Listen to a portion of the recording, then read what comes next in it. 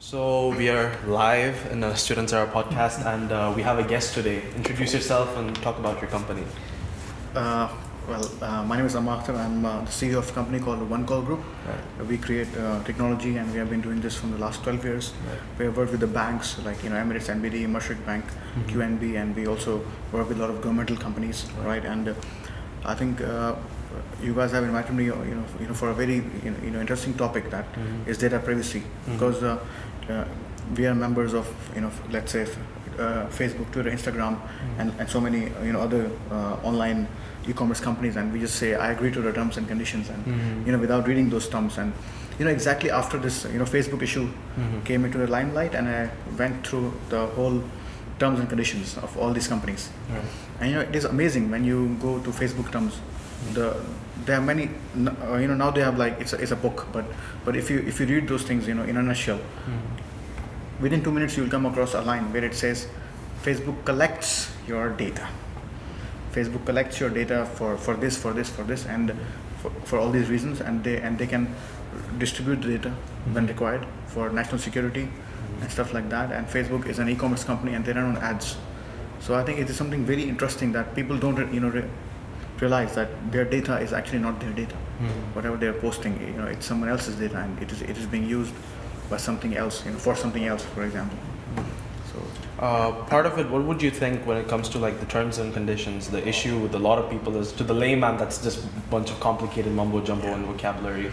How do you think companies should approach it to make it simplified or something? Well, actually, a couple of weeks ago, I wrote one blog on medium.com. Right, and I've spoken about this in a much broader way, and I think there should be an option where people can either accept a blanket privacy. So say, what, I don't want to share anything.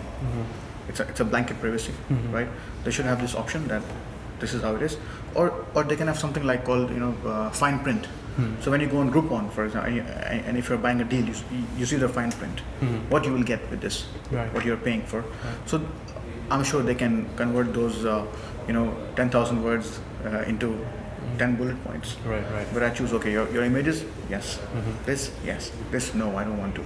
Because if you ask somebody to actually choose your privacy options or create your privacy options, they're very dynamic options. Yes, they're giving you full power to create your groups. That this is my acquaintances, friends, best friends, and whatever BFFs and stuff. Right. But it's not easy. For example, I think my dad will struggle with that. Definitely. If he has to set up his privacy, on Facebook, I'm not sure if he will do that right. For example, tech savers, people, let's say millennials, Gen Y, they're very tech savvy. They know exactly what they're doing. But people, I would say beyond that, it will be difficult. They have to make it much easier. So where I choose either I want to share, this is what I'm going to share, right? Or just choose a blanket privacy option where there's nothing. I don't want to share anything. Right. But then the issue of the data is like people doesn't even actually know what the data is. Like some people doesn't know that if I go to a website, every click of my mouse, I'm sharing data. So anywhere my mouse goes is like I'm active on that website, and then it records all my all my clicks on that website, what I visited, what I did on that website, and then all these companies, they put this and they utilize it on their own. So if these companies are not able to utilize this data and make money from this, how do you think they will make money? Like Facebook, for example, recently they just launched a dating app on Facebook. Yeah, right. I just had the story like 2 days ago. Right. So they only use your data to match you with other people, like friend suggestion and so on. Now they want you to go after being friends to be like dating and so on. So how does Facebook makes money without getting your data? The thing is, see, there are two main elements here. One is the privacy of a person. The other is advertising. Okay, I think we should not mix. We should not mix both. Okay, when I say data privacy, okay, I'm giving my data to Facebook. Okay, and if you are my friend on Facebook, whatever we are doing or talking or whatever we are sharing on walls, it's there. Okay, I cannot put a blanket on that. That is not going to be possible. When I say blanket privacy, when I say data privacy, what I say is, for example, it's between me and Facebook and my friends on Facebook. You should not go out of that. So for example, if you're Coca-Cola and you say we are launching a new drink and we are launching it on Facebook, and that's a caffeine drink, for example. I like coffee. Okay, I should see that ad, and that's fine. It is relevant. What I'm talking about is Facebook should not, export my data in a file in a way that is out of the Facebook zone, right? And they give the data to Facebook, to Coca-Cola, for example, all those records. I'm against that. I'm not saying that Facebook should not take my data and use it to show me the ads. They run on the ads, right? And it's clear, also in their privacy policy that those ads will be shown to me. Even if I say I choose blanket privacy, I will still see the ads, but those will not be relevant ads. Right. Because I don't show my preferences. I don't share my preferences to that tunnel of data. That is called ads, Facebook ads, for example. But if you look at Cambridge Analytica, they had all these records of people, right, outside the Facebook thing, right? So they made an app. The app had a form. For example, it asked me a few questions. I filled those questions, and it goes directly to their database. That is out of the Facebook thing, right? That's where they have to do something, because it is not clear in the Facebook's terms and conditions. If an app is taking my data, how that data is being used, for example, because right? Facebook cannot control the data that has been used outside their own platform. Exactly. And also one more thing. So for example, if you like football and you are a big fan of Man U, and you have mentioned that in Facebook, right? If there's some ad campaign that is based on that choice of yours, right, you should see that ad, because you're the person, you might be interested in that. Right. That is absolutely fine, right? But they should not take your data and give to every football club in the world, and they say, okay, this guy likes football, do whatever you want with him.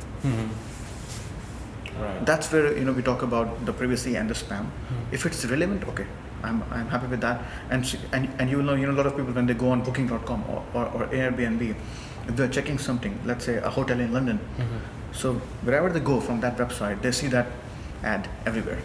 Okay, that is relevant because it was my choice. I was looking for that, right? Yes, I know I have shared something that is now being shared on third-party platforms, but unfortunately, that's how internet works. Definitely. That's how it works. I mean, you cannot stop that, right? Exactly. But giving data outside that is what I'm against about. So, for example, Booking.com. If he is searching for a hotel on Booking.com, and Booking.com is running ads all over the platforms like ESPN or FT, or they have all these ads running. I should see those ads. Okay, that's fine. Okay, but nobody knows that it is searched by Ammar Akhthar, or it is searched by Salim Sahib. It is searched by a person who was looking for this property. Exactly. That's what should work. It should not give my data out. Okay, this is the number, this is the address, this is the phone number. Call him and pitch him. Exactly. That is offline, and that's what happened with Facebook. Yeah, but those records were. That's not only Facebook that does that. I think Google is more dangerous than Facebook because Definitely. Google have more data than Facebook. Right now, if you buy a domain from, let's say, GoDaddy, iPage, and so on, you get they will tell you that you need to pay like $5 a month to be private, yes, or it will be public. From there, you get calls from people. If you don't pay for that extra money, you get calls because whoever searched this domain, you will find that this domain is being bought by so person. This is his email address. This is his mobile number. You are making a very good point that when you book a new domain and you wait for a while, say for a month, and you don't make a website on that, you get a call. Exactly. That has would you like to make a website or something? Okay. If you remember, it was not happening 2 years ago. Exactly. There are some domains which I purchased 10 years ago, and I never did anything with those domains. I never got a call. Now what is happening? Whenever I book a domain with GoDaddy, to be very precise, with GoDaddy, I will get a call after a week or so. That's some companies pitching me, and they say, "Hi, I'm from GoDaddy." Okay. But now what GoDaddy has done, okay, when you buy a domain name from GoDaddy and you don't do anything with that, they export the list, right, and they give to call centers. Okay, it is actually, you can say it's a borderline scam. Companies call me and they say, I'm from GoDaddy, for example, and I tell them, you are not from GoDaddy, because GoDaddy's business is not making websites. Exactly. So No, sir, but we are the partner. Okay, you're the partner. How come you got my information? That this person, okay, forget about being private or not private. Okay, if you book a domain today, I will never know that you are not building a website on this domain. You book this domain, it is sitting idle for so many months until we have a list. For example, you know what banks are doing now. If you have a good account history, give that information for all the complementary and supplementary products. So you get a call. Would you like some insurance? Life insurance? This credit card? It's the same game that is happening. So this I get lots of these calls, but then I don't know where this guy got my number. I used to think it's from maybe they check on LinkedIn. No. They find you. No. They have received. Actually, it goes to a CRM where they have seen. Okay, Salim Sada. He has this domain name. He hasn't touched it for 2 months. He booked it, but he hasn't touched not it. the domain, the bank, like the The bank also, yeah, the bank also, because you are flagged as a person who could be a potential buyer of this policy. But do you sign an agreement with banks that they can share this? See, the thing is, this can also be again the same thing. They use the word third party. Your information will be used, with third party to offer you great offers, special offers, to offer you benefits. And if you go a legal way on this, that say, I have not. They say, come on, you sign this agreement. It says third parties. That's where GDPR comes in the picture. GDPR, that is General Data Protection Regulation by European Union, okay, which will be in place on May 25th. It will be actually enacted. What GDPR says is, okay, this is your data. You are sharing with third parties. You have to tell who are the third parties. Exactly. Third party is DTech, third party is this, third party is this company, 1, 2, 3, 4, 5, you have to mention. Number one. Number two, if you go on website today, you sign up and you fill a form. And you give your email address, you give your mobile number and stuff, right? These companies say, we will contact you back with special offers and do you agree? Yes, I agree. Okay, but I don't agree precisely, let's say on email or by phone. Some websites they have, like airlines, they have much more legalized on that. But other websites, they say just I agree. Then they start bombarding you with SMS and phone calls and stuff. GDPR says you have to separately agree on all these things. Contact me by phone, yes. Contact me by email, yes. SMS, yes. Any other means, yes. By address, by post, for example. So that's where GDPR comes into the picture. And then GDPR says that you have to mention this data that you filled using the form. What's the validity? Is it for like forever? If it's forever, what's the termination? The moment you cancel your account, will the data go out of the system? If it takes time, if you say it's based on redundant servers, we have backups and stuff, how long it takes for that backup to kill the data, for example. So that's why it's more relevant today than ever before, that all this data, we should tell the user what exactly we are doing with that. Within the ecosystem, I agree that okay, I see the ads, I see all those things because those are relevant. Okay, because I was searching for iPhone, I see ads of other phones, I'm fine. But that data should not be exported in an Excel file and throw it into a CRM where it says this guy is your potential buyer. That's where the whole thing goes wrong, right? Would you heard of sites like DuckDuckGo and like other privacy-based websites and platforms? Like, would you say it's a good, decent trade-off? Like, you don't have the absolute functionality of a Google search engine, but DuckDuckGo absolutely swears by protecting your privacy. What would you say? Is that trade-off worth it or no?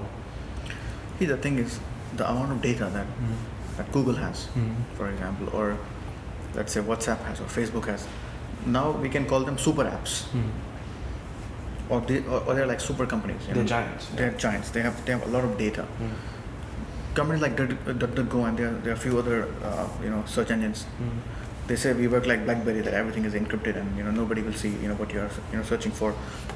But number of records that they have, you can't compare those with, let's say, of Google or even a Bing. So that trade-off. Okay, if I'm looking for something that is not so granular, for example, phone store in Dubai, okay, I might get the result. But when I'm doing my research, when I'm searching on a much more sophisticated topic, I need Google or I need these search engines to give me more results, right? So The trade-off is, if you're a basic user, you say, okay, you know what, I'm done with this privacy thing. I will use things that say they are private. Thank you very much. Okay. Otherwise, what I believe that now this issue is so open, and naked. I should use the word. They will come up with some kind of privacy where it works. It works in a way that the data will not go outside the ecosystem of Facebook or Google or whatever. It will not be exported into some other file and sold to other parties. That's how it is. When it comes to privacy education, where do you think is a decent time to start? Because, like you said, Gen Ys and millennials, they kind of grew up with this and they have a seemingly better grasp of this. But how do you think? Do you think the responsibility falls on, educational institutions or the government or the corporations themselves when it comes to privacy, or all of them? Yeah, I think all of them, because if you see, in schools, in colleges, in university, I have never seen that anybody talking about this. Definitely. That hey, you are using internet, are you secure, or whatever. I have never seen anybody talking about it. And for example, people are just saying, okay, I agree to the terms, and they just move on. I think that's where the things should be educated. Right. That part. It's a first step. Okay. And also you should be you should be in that frame of mind that if you're using a public Wi-Fi, if it's a public Wi-Fi, you have to understand that your information is going through a device that stores the information primarily before actually sending it to the server. So you have to understand, and you should use secure sites. So even if I'm on a public Wi-Fi, I make sure that okay, the connection is secure, SSL is on. Okay, I'm happy with that. Okay, that's I would say the least say need of the privacy. That's the least. And now what Google is doing in the next 2-3 months, they're coming up with sort of a regulation. It's not by the government, but by the Google. Every website that exists, it should have SSL. It should be an HTTPS. Right now, while we talk, around 78% of the websites, they don't have HTTPS. Banks and social networks, sites who are e-commerce based, they require it. Otherwise, any other website, they don't have it. If you're a static website, you can run on HTTP. It's not required. But now Google is making it mandatory. You should start with HTTPS, right? HTTP will go out of the window in the next 2-3 months, and I think that's a good start. Plus, as a user, right?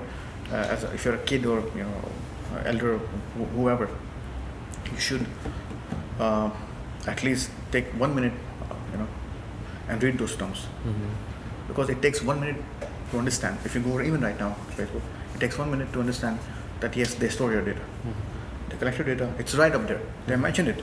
You can't blame them. They mentioned it right up there. We collect your data. We have your data, including your messages.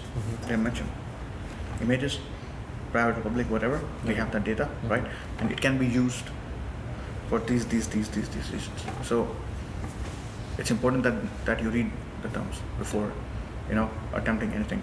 Okay, Google, Facebook, Instagram, Twitter, okay, they are super apps.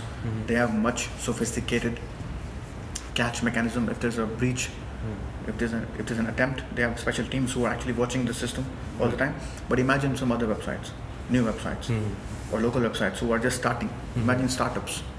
I would assume startups learn by making mistakes, and imagine if it is one of the mistakes where data is being breached. So you have to be careful. It's a very expensive mistake as well. It's a very expensive mistake as well. Right. So a lot of pro corporation or pro